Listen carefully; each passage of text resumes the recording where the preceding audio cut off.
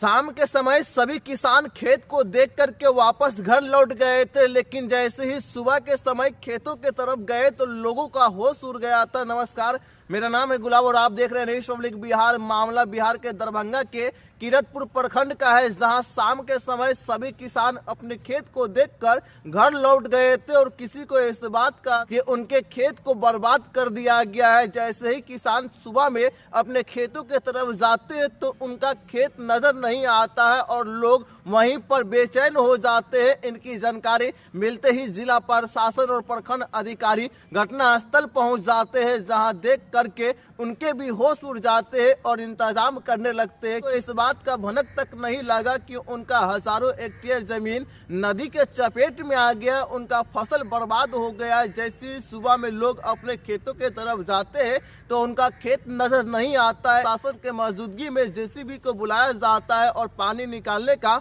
प्रयास किया जाता है। रोड की खोदाई करने के बाद पानी को निकालने का प्रयास किया जाता, लेकिन जब तक पानी को खेतों से बाहर निकाला गया, हजारों हेक्टेयर जमीन पूरी तरीके से पानी के चपेट में आ गया। किसानों का कहना था कि जब शाम के समय में खेतों के तरफ गए थे तो एक बूंद भी खेत में नदी का पानी नहीं आया था और रात होते ही खेत में नदी का पानी प्रवेश कर गया था। हजारों हेक्टेयर में गेहूं, मक्का, खेसारी, धनिया का फसल लगा हुआ था, जो इनके चपेट में आने से नष्ट हो गया था, तबाह हो गया था और किसानों का उम्मीद भी टूटने लगा था। बिहार की दरभंगा की बात किया जाए तो हर साल बाढ़ के चपेट में आने से हजारों लोग घर से बेघर हो जाते हैं। कई जगहों पर इमारत इनके चपेट में आ जाते हैं, लेकिन कपकपाती ठंड में अचानक नदी का जल स्तर बढ़ जाने के कारण हजारों हेक्टेयर में लगा फसल पूरी तरीके से तबाह हो जाता है और किसानों का उम्मीद टूटने लगता है। किसानों का कहना था कि कर्ज लेकर के मक्के की खेती किए थे, लेकिन अचानक